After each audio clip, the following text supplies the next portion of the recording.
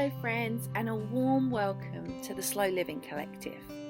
This is a podcast about slowing down, living seasonally and embracing an intentional life. So introductions. I'm Amy. I'm a 30-something mum of two, homemaker, home educator and allotment gardener. And these podcasts are love notes from me, sharing the things that I sometimes need to hear myself as well. In these episodes, I'm going to delve into what it means to walk a different path, to stepping outside societal norms and embracing all the beauty that it provides. From educating our children outside of the school system, living in a small home by choice, surrounding ourselves with a life of intention instead of living a life by default. I welcome you to come on this journey with me and open your mind to maybe a different way of living. I hope you find what you're looking for within the words of these podcasts, and I hope they speak to you in your own unique way.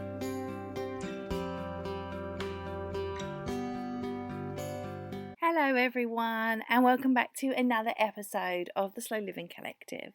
And I am really so pleased to be back. It was so fun to be back last week on last week's episode where I talked about living with and finding your purpose. And today I have a little helper with me, Beatrice, my cat. So she often shows up on these podcast episodes, so you often hear her scratching around or purring. Her timing is impeccable. As soon as I start talking, she's like, oh hi. So she's the co-host of this podcast. Anyway, today I want to dive into a topic which is kind of off the back of last week's topic, and although kind of separate as well. And so last week we discussed, in the previous episode, we discussed how we delve deep into our purpose and finding out, what aligns with us and what really doesn't, and doing more of what aligns and less of what doesn't. And it was a lot. I know it was a lot, and it was heavy, and I'd be really interested to hear from you guys what you felt, what you found came up for you during that episode. I know I've spoken to some of you on Instagram about that, and I love hearing from you. So please, if you want to talk about the podcast episodes, I would love to have a chat with you. So you can find me on Instagram. My username is @lifeonplot44, and you'll find everything there about slow living, simple living, allotment growing, parenting, you name it, you'll find it there.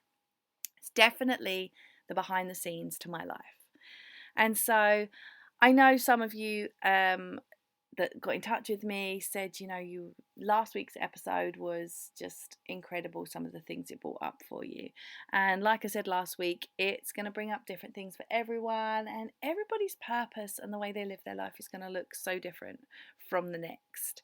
And so, I just wanted to say that, and remind you really that it is totally normal for it to feel like a lot, and it's a work in progress. So there's no time limit on these things. I'm still learning about myself, having undergone I feel like a bit of a transformative period in 2022. I just feel like it's an ongoing process, and I'm constantly learning and growing.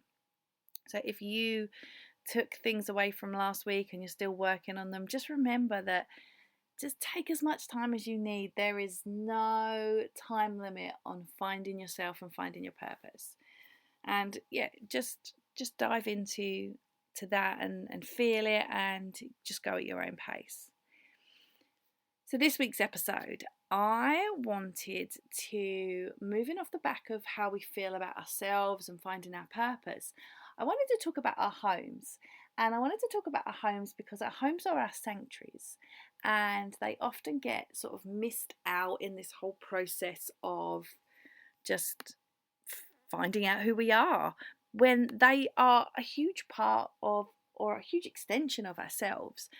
Like I said, our homes are our sanctuaries, and it's probably no surprise to any of you guys listening that they form like this massive part in living a slow and intentional life.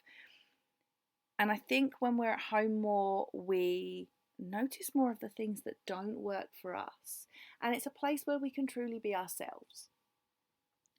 Now, I know some of you guys are currently taking my slow and intentional living course, and this week we are talking about, in that email, we are talking about creating an intentional home. And I wanted to bring that here as well, so people that aren't currently taking the course can sort of have a little bit of an insight as well. Because I know when I talk about like a slow, intentional, or simple home, people panic and they're like, oh, no, no, no, no, no, no, I don't want to be a minimalist.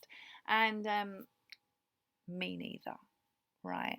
I am not gonna pretend to you that I'm a minimalist. I'm sitting here looking at piles of laundry. Oh my god. Best thing about this podcast is I don't have no fancy setup. I don't have no fancy microphone. I am just me with my laptop sitting on my bed staring at the piles of laundry that I should be doing. But hey, that's life as a mama, a homemaker, a stay-at-home wife, however you want to term me. That is my life, just staring at piles of laundry. However, like I said, intentional living starts within the home. And so before we move on to, other topics that I want to discuss over the coming weeks about slow and intentional living, I want to talk about our home. And minimalism often comes up when it comes to slow and intentional living, but I am definitely not a minimalist. I don't want to be a minimalist. I appreciate living with less, I'll say that. But you don't have to want to own like nothing.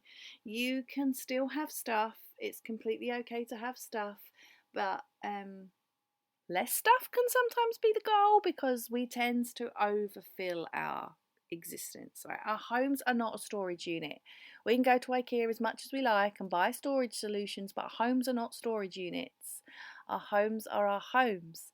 They should be filled with the things that we love, and anything else that needs like long-term storage, get it out, right? Unless it's absolutely incredible, like photo albums, for example. They of course need storage, but you get what I'm saying. We don't live in, safe store. We are not storage units.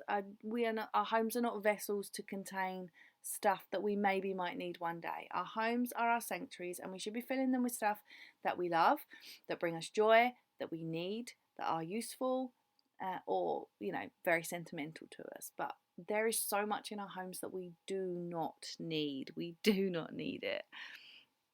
So let's talk about minimalism. I'm not a minimalist. I don't want to be. And by that, I mean by its very strict definition. But I do want to embrace living with less, and living with a lot less, actually. And it's been like a real a couple of years since the pandemic. I have been, actively trying to have a lot less. I remember when we were told that we were going to have to be staying at home for who knows how long. The first thing I said to my husband was like, we had this awkward shaped dining room table. We were always falling over it. We never used it because it was always full of stuff. I was like, get that thing out of here. Because we live in a small home and I did not want to be spending this extended period of time tripping over a table. No, I did not want it. I was like, get it out of here. And it's never come back, right? It is down in my garage still because it's a good table, and we don't intend to live here forever, and it might have a use. So I am just equally as guilty as as anyone of holding on to things that I might not necessarily need. Also, my nan and granddad gave it to me. Like, I don't want to give it away. It's currently in the garage. It's holding boxes. I'm sure one day I will decide what I'm going to do with it. But like I said, I do embrace living with less, and I have decluttered, I minimize what I own so much, and I constantly actively keep what I own to a minimum for me. And this is such an important point. You don't have to want to be this traditional minimalist and only own like 3 t-shirts and no books and live without any stuff. Instead, it's about this word that I always come back to. It's intentionality. And you can use intentionality across your whole life, but particularly when talking about, decluttering and living with less, be intentional about the items that you have in your home. Do you need them? Do you use them? Do they bring you joy? Are they sentimental? If they don't fall in those categories, like, do you need to have them in your house? Do you really need to have them in your house? Because we're not a storage unit. Remember that. We are not a storage unit. And so you can think about the things that you surround yourself with and the things that you want to surround yourself with, and think of minimalism and living with less about achieving this arbitrary point that of things or arbitrary amount of stuff that might not really suit your lifestyle and what you're actually trying to achieve. You're going to be actively thinking about creating a life of living with less, a life of intention, and that's what it's about. It's not about reaching this certain point where you only own 2 pairs of socks, right? Most of us live in homes of some size. We're not tiny home living or camper living or van living. Most of us have a bit of space to put stuff in, but it's about it not being overwhelming. And it's also about creating the right space within your home, intentional spaces that can help you feel good and embrace this more simple life. Because let's be honest, home is where we spend a lot of our time, and it feeds our soul. And when our home is a reflection of the life that we want for ourselves, then we are better able to embrace that and who we are as a person too. What we do in the inside of ourselves, of our home, is then reflected back to us as the person that we truly are. I always say that, when we're home, we are the truest version of ourselves.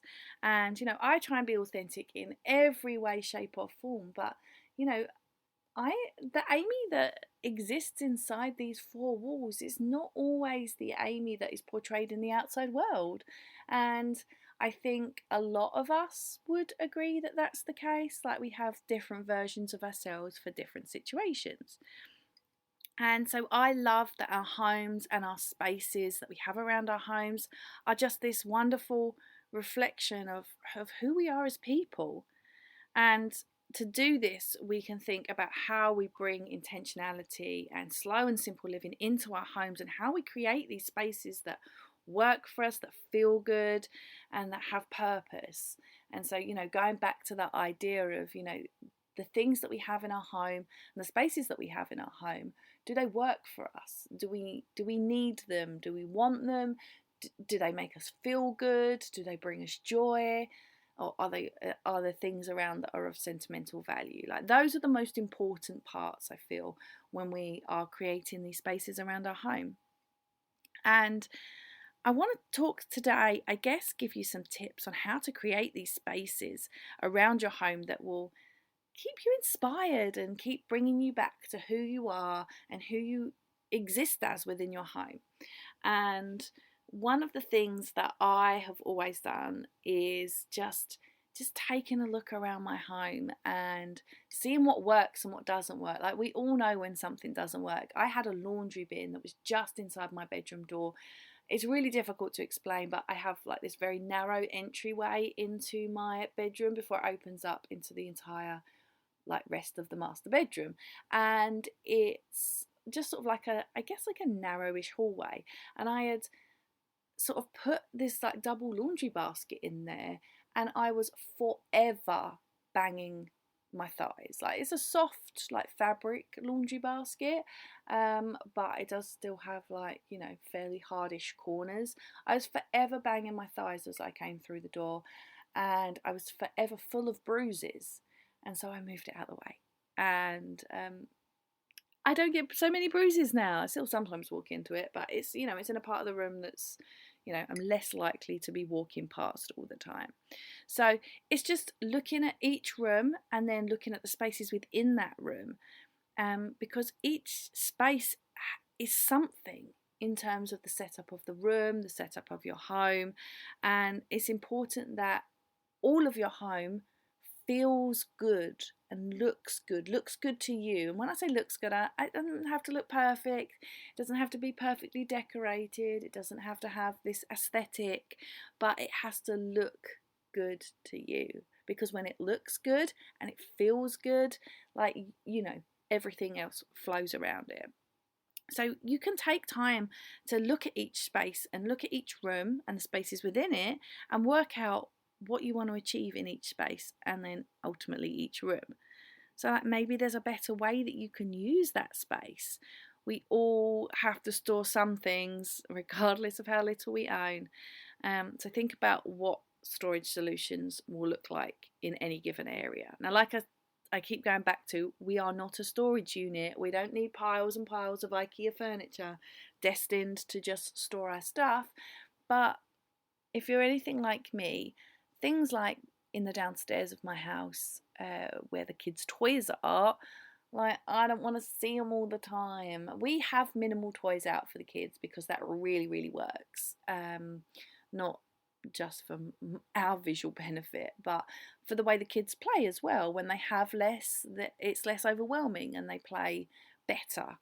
And you know, having just come through Christmas and having like an abundance of new toys for them arrive in my home, I can see that more than ever. And I absolutely know that toy rotation and minimal toys is the perfect solution for us. And like, if that sounds like you, I urge you to just give it a try, because I think you'll find that it creates such a better environment around toys and the mess of them. Because like I get overwhelmed when there's a lot of stuff around, and so you know it's only natural that the children would as well. And so I do have, you know, a storage solution for the toys downstairs, because you know I just sometimes just need them to be a little bit out of sight, and they're used all the time. So there's sort of like this, I guess, balance, isn't there, between not toys, between, you know, having stuff that's just stored and never used. It's just stored like in a storage solution, like it could be anywhere. And then storage in like baskets and bins and stuff that, you know, you're accessing fairly frequently. So it's just that balance of storage, I guess. And you know, sometimes you can store things better, like toys, to make it feel less overwhelming. Because if things feel overwhelming, then you don't feel that great. When things are messy and untidy and busy, it doesn't feel as good as when things are clear. So you just need to find that balance. And so going back to, we're not a storage facility, you don't need to go out and rush and buy loads of new storage furniture. And that's probably my biggest piece of advice, unless it's absolutely necessary, and it will make your life easier and more organised, or was already in your plans. You can absolutely work with what you already have. And this is more ideal because this will help you actually narrow down what you want to keep and what actually you don't need and is expendable. Now, if space is of a premium in your home, and it always is in my home because we live in a small home by choice, think about what spaces you have that you can utilise. You don't have to redo your whole house at once, but you can have a plan about what you might do over the course of the year. So we're very lucky in our house that it didn't need a lot of work doing when we moved in. You probably heard me mention in previous episodes, but we have like this ongoing cladding situation. And so unfortunately, because of some decisions that were made by some of the people that were in charge of our building, we have, you know, some of our walls are in a little bit of disrepair. Until that has been addressed, it's not something that we can fix, which is unfortunate. So we have a few fairly large repair jobs to do once this whole situation is done, but hopefully it will be done this year and we can get back to normal scheduling. But aside from that, we have things that we want to do around the house, and I guess that we sort of take it like we do one sort of biggish thing per year. Like we redid our kitchen the other year. My husband was very great and he did that. We didn't do anything really last year, just based on the fact, because of this cladding situation, a lot of it would be quite fruitless. because we are going to have to do some fairly big work on the other side of it. So we didn't really do anything major in 2022, but we hopefully have some plans for 2023. And that's what I like to do. Like, I can do like the minor stuff, like the organising and the decluttering all year, right? All year, every year. But some of like the bigger projects, I like to sort of, just one per year. It's a lot of upheaval. I'm a mum of two very small children. My children are 3 and 1, and I don't have a whole lot of time. I love decorating. I love DIY, but I don't physically always have the time to do it. And yeah, my husband is less a lover of DIY, shall we say? But that's cool with me because I love it and I am happy to get stuck in, and I'm happy for him to be parenting while I'm bopping away and painting a wall. So I'm really happy about that. So yeah, just have a plan on what you might do through the course of the year. It doesn't all have to be done at once. It doesn't have to be all or nothing. It can be slow. It can be a work in progress. And it can just be like taking an area one at a time. Now, when we're talking about decluttering, obviously, like when we're talking about like renovation work, there is going to be some cost involved. But when you're talking about decluttering and reorganizing, it doesn't have to be costly. You might need to buy a few little bits. You might need to buy nothing. And remember that the goal here is to live with less. So we don't want to be bringing even more stuff into our homes. However, I know some people, myself included, feel a lot more comfortable when things are stored. So I don't love having lots of stuff out. I prefer it to be hidden away in a box. Toys, like I was talking about, an example, they can be as messy as you like as long as they're hidden in a box, right?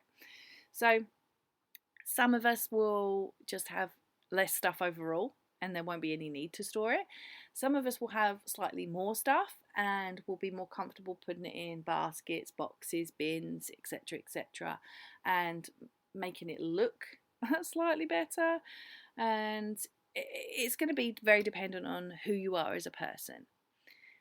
Now, a good tip of mine for creating space, an intentional space around the home, is using upward wall space or little nooks and crannies that you can be creative with and utilise. I've done this.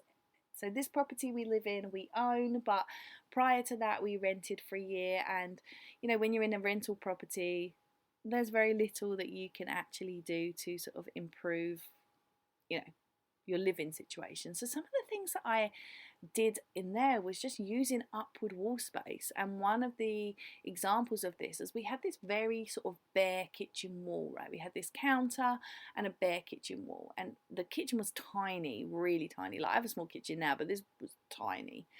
And so I bought a small little baby bookcase, which is quite narrow. We actually still use them now for the kids' toy rotation, and we put their toys out on this. But we used it on the countertop in the kitchen, and it was like this sort of like little 3-shelf, I guess like a little hutch, and it looked really, really good. Like I put my tea and coffee and sugar pots on it.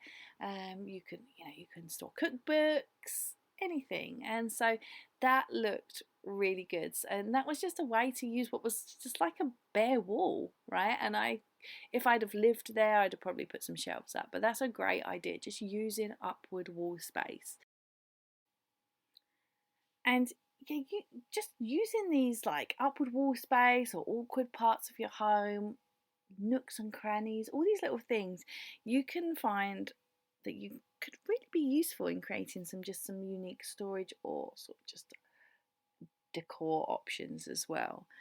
And speaking of decor, it might seem like completely insignificant, and we're talking about lessening our stuff, so why would we be thinking about decor? But actually the look and flow of your home is so important to the way you feel about your space. And if you think about how each room makes you feel, if there's something you don't love, then that affects yourself, it affects you. And so you want to take a look at each room, at each space within the room, and think about how it makes you feel. And if there's something you don't love, change it. It might be your furniture placement, it might be the colour palette, it might be the decor you've got in the room. Now, obviously, if you're going to do big changes, this does come with additional cost, but I think that you will find that you can achieve a lot on little to no budget as well. So often, just a simple refresh or a reorganize of your space around you will just help you feel renewed and feel so much better. You know what I mean? You know, when you have like a deep clean and a good organize of your home, everything feels so much better. Now imagine if you could bottle that and have it more than just, once a week when the home is just organized after a big clean. Imagine if you could be like that all the time. It will really help you see your space with fresh eyes. And by recreating these spaces and looking at the spaces and how they work or don't work for you, I think you'll probably find that you end up decluttering a little more too.